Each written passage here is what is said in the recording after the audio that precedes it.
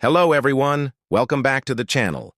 Today we're diving into the latest developments in the ongoing Ukraine-Russia conflict, specifically the recent reports of a bridge attack that has once again escalated tensions between the two neighboring nations.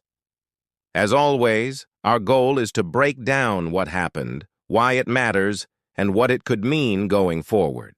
The situation continues to evolve rapidly, drawing attention from governments, military analysts, and citizens around the world.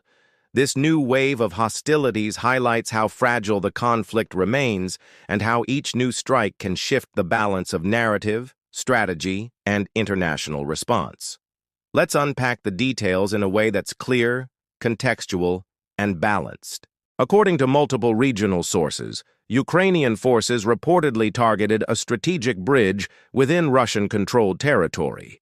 While official details vary depending on which side is reporting, early assessments suggest the attack was specifically designed to disrupt military supply lines and troop transport routes. Infrastructure like bridges has been a focal point throughout this conflict, serving as lifelines for logistics, fuel, and armored vehicle movement.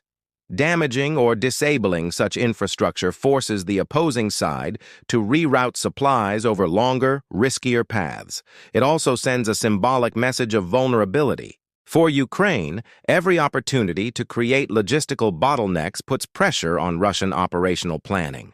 For Russia, defending these structures becomes a priority, increasing military resource allocation even further.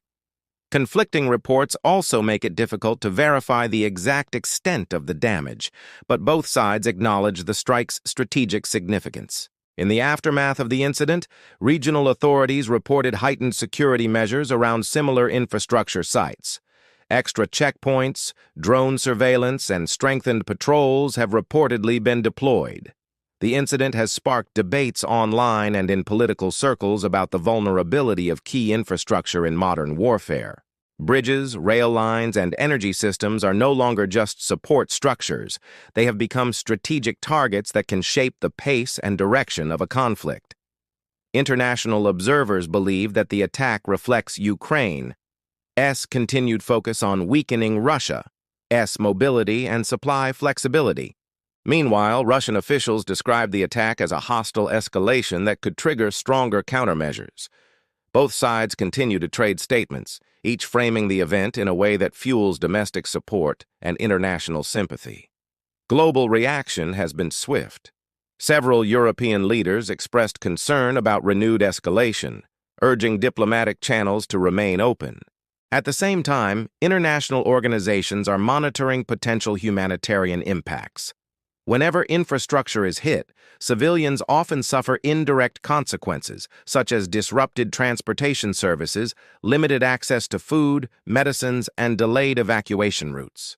News outlets also highlight how these attacks can psychologically impact communities living near military targets. Everyday life becomes unpredictable, fueling fear, stress, and uncertainty.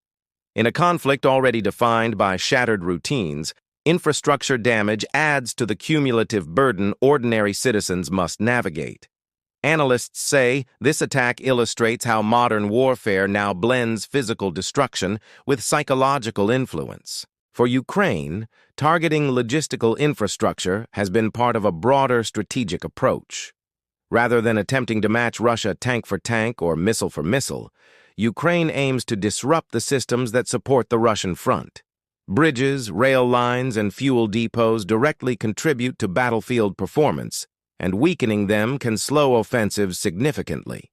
This approach aligns with asymmetric warfare strategies, where a smaller force leverages precision and timing instead of raw numbers. Ukrainian officials have suggested that such strikes are legitimate defensive actions designed to limit Russia's ability to transport military equipment. They argue that these operations are necessary to offset Russia's larger arsenal. Critics, however, worry that continued attacks on critical structures risk drawing the conflict into even more unpredictable territory. From Russia's perspective, any attack within its territorial claims, whether recognized internationally or not, is framed as aggression that justifies retaliation. Russian state media outlets emphasized the resilience of the bridge and stressed that repair crews were deployed quickly. They also highlighted the military's ability to adapt supply systems, suggesting that the attack would have minimal impact. At the same time, official statements warned that attacks on infrastructure could trigger more intense counter-operations. By shaping the narrative this way, Russian leadership reinforces public confidence while signaling to Ukraine and the international community that escalation will not go unanswered. Behind the scenes, military planners will likely re-evaluate defensive measures around similar assets.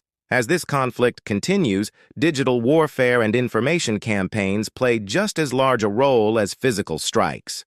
Social media platforms rapidly filled with photos, videos, and claims, some verified, others questionable. Digital misinformation can ignite fear or outrage quicker than official investigations can respond.